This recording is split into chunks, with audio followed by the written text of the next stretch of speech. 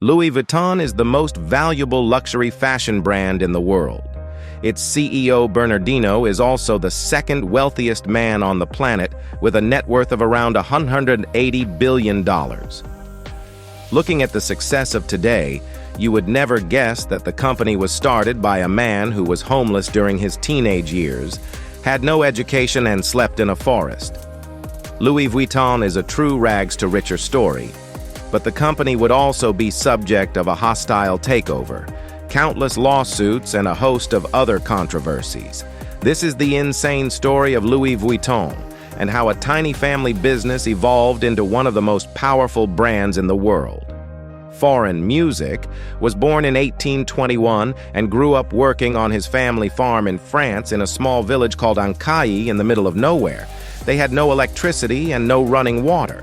Louis's father, Xavier, was a miller and farmer, whilst his mother, Corinne, made hats to help make some extra cash. There are no records showing that Louis ever received an education. The nearest school was in a village 6 miles away, and it's believed he worked full-time on the family farm.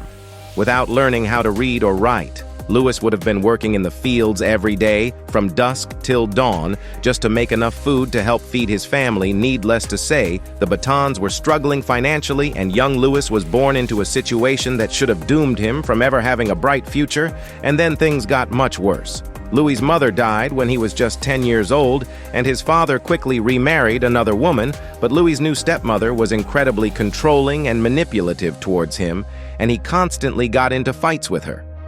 And so when he was just 13 years old, he ran away from home with plans to go to Paris. He slipped out in the middle of the night without even saying goodbye. There was just one problem. Paris was 225 miles away, and Louis had no money or food, so he was forced to walk along dirt roads.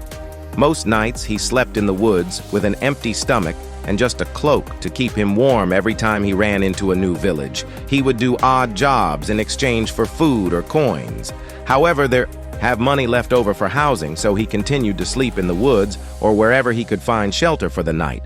Through these various odd jobs, Louis was able to pick up skills from craftsmen, and he learned how to work with metal, stone, fabric, and wood. This collection of various skills would later transform his life. But at this rate, travel was incredibly slow. It took him 3 years to reach Paris. Not long after he arrived in Paris, Louis was able to work as an apprentice box maker. And packer box makers would make custom-sized boxes for clients, as well as pack and unpack them whenever a client was about to go on a trip. This job allowed him to meet many people from the upper class who were looking for custom-made luggage for their travels, and Louis worked here for several years, learning the craft and working as hard as he could. In fact, in 1851, the Empress of France ended up being a customer and took notice of his fine craftsmanship. She appointed him as her personal box maker. And packer, for most box makers, this would be the highest honor anyone could ever achieve in their career. Louis had gone from a homeless teenager with nothing to his name to now working a prestigious job amongst royalty. That was a massive achievement on its own, but Louis Vuitton had an even bigger vision for his future after getting married. When he was 33, Louis used his savings to start his own business and opened up his own box-making workshop in Paris to begin selling his own products. You see, Louis had noticed a major flaw in the luggage of the day. All of the boxes were made of leather and had a rounded dome-shaped tops so that rain would roll off the top of the luggage.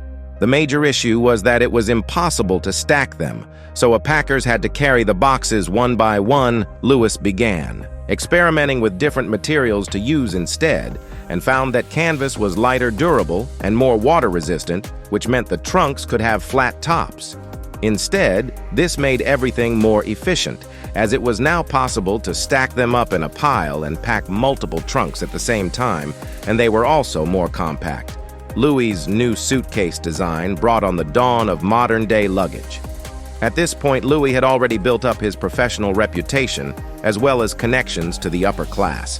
So once he launched his new line of luggage, it was immediately a huge success.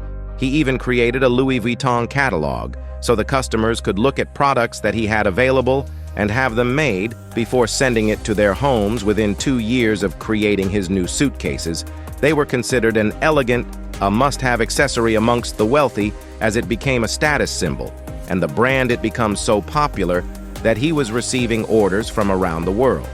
He even began receiving orders from royals as far away as Egypt in 1859. Louis made enough profit to hire a team of craftsmen to help fulfill his orders. He opened a new workshop outside of Paris where he hired 20 employees around that time. More and more people were beginning to travel by train and boats, so the number of his potential customers increased exponentially. Traveling was no longer a hobby exclusive to the rich. People from all walks of life were now in need of high-quality luggage. It would seem as though Louis had made it and would go on to succeed for the rest of his life. Unfortunately, that was not the case. France was heading to war and tragedy was about to strike once again for Louis Vuitton. Before we get to the next chapter, when Louis was 49 years old, the Franco-Prussian War broke out. Louis had to flee his home and live in a cramped shelter with thousands of others. Food supplies were extremely low and he feared for his life. When Louis could finally return to his shop in 1871, everything was destroyed. Windows were smashed, equipment was stolen, and he had lost everything he'd worked so hard for. But instead of giving up, he decided to use his savings to rebuild the business and vowed that it would be even better than it was before. With so many people displaced from the war, there were far more empty shops available for rent throughout the city, so Louis Vuitton took advantage of this by opening his new shop in a much more wealthy, aristocratic location in Paris. It was perfect because it was right next to the railway station and the Grand Hotel. So travelers who needed new luggage didn't need to go far to find the Louis Vuitton store. By 1872, he came out with a brand new design luggage made out of a beige canvas with stripes. This became incredibly popular, and people loved showing off the modern style. Many other brands tried to copy his style, but his back eyes were such ridiculously high. Quality, the customers still preferred a true Louis Vuitton bag for the next 20 years. Louis continued to work at his new shop in Paris until his death when he was 70 years old. But his legacy was able to live on through his son George, who took over the family business. George sought out to expand the brand globally, such as opening a popular store in London. At this point, Louis Vuitton luggage was so popular that many other box makers were beginning to make counterfeits. So in 1896, Georges Vuitton brought out the now iconic LV monogram. To make it harder to copy, the LV were his father's initials in honor of the man who started the brand. But he also came up with the idea of adding a revolutionary new lock on the trunks that would make it impossible for thieves to pick them by the year 1900. The company had 100 employees, and it continued to grow year after year. All of the employees were trained for a very long time in order to become expert box makers. Even to this day, Louis Vuitton employees trained for 18 months to 2 years before they're trusted to make one of the products on their own. The company also began to expand into a whole new line of product. Because of another fashion icon, Coco Chanel, in 1925, she commissioned a small dome-shaped handbag. At first, this was a design that she personally came up with, and it was just for her. However, it would go on to be mass-produced, and it was given the name Alma. This was massively successful. So Louis Vuitton decided to make more small leather bags like the Keeper Speedy and No. Before Louis Vuitton handbags were often seen as quite elegant and bulky. But the company played a big role in men being seen as much more fashionable. Georges Vuitton died in 1936, and the company was then passed over to his son Gaston Louis. However, Gaston took over the company at a very difficult time, because in just a few years, France was once again heading to war. During World War II, contracts were canceled, and Gaston was forced to shut down the Louis Vuitton factory. Paris was under siege again. The only way Gaston Vuitton could save the business was to collaborate with Natsu. Germany, an author named Stephanie Bonvinci, wrote a book called Louis Vuitton, a French saga, during her research of the company archives. She asked if she could see records from World War I/II. Almost immediately, the representatives from the company tried to avoid showing her the information. They claimed that all of the documents from 1930 to 1945 were destroyed in a fire. But after doing a lot of digging into other historic documents, Stephanie discovered that Louis Vuitton was able to open a glamorous ground floor shopfront in the hotel to park throughout the Nazi regime as they collaborated with them. Meanwhile, several other brands were forced to shut down because they refused to cooperate with the Nazis. Clearly, the company was ashamed of this part of their history, but they would argue Gaston did what he needed to do in order for the company to survive. Other fashion designers like Coco Chanel also collaborated with the Nazis in order to make sure her business in Paris was not destroyed. If it were not for their choice to work with the enemy, their brands likely would no longer be around. Today, Foreign passed away in 1970. His son-in-law, Henry Racamire, took over managing the Louis Vuitton brand. So we're now on to the fourth generation, but unlike his ancestors, Henry already had a lot of business experience from a company he'd run before. So when he took over Louis Vuitton, he was able to elevate the brand to a whole new level. Henry began making major changes to the Louis Vuitton brand. In order to grow it from a family-owned company to the massive corporation that it is today, he switched Louis Vuitton's business model from wholesale to retail. By 1978, he'd expanded Louis Vuitton into many other countries, including Japan, and over the course of 6 years, and accounting for modern inflation, sales went from $20 million to $260 million. And so in 1984, Henry decided to take the company public, and Louis Vuitton sold out the 1 million shares, valued at $63.63 each. Henry took this momentum and influx of cash and began opening more stores all across the globe. By 1987, Louis Vuitton reached $1 billion in sales. It was far beyond what young Louis could have ever dreamed of when he first opened his first store in Paris. Henry also decided that the company should combine with Moët Hennessy, a luxury drinks company which produced champagne and cognac, and together they formed a new, luxury conglomerate called LVMH. In theory, by joining together, it would allow them to pool resources and expand even faster. Unfortunately, after the merger, Henry didn't end up getting along well with the president of Moët Hennessy. So Henry asked a successful property developer he knew named Bernardino to help him manage the situation. Unfortunately, inviting him in as an investor would backfire in a huge way. Bernard secretly bought 43 of the shares of Louis Vuitton and got support from the Moët and Hennessy families to gain more power in LVMH. Henry felt he'd been betrayed by the man he'd brought in to help him, and so took Bernard to court, demanding that he should no longer have the majority stake in Louis Vuitton.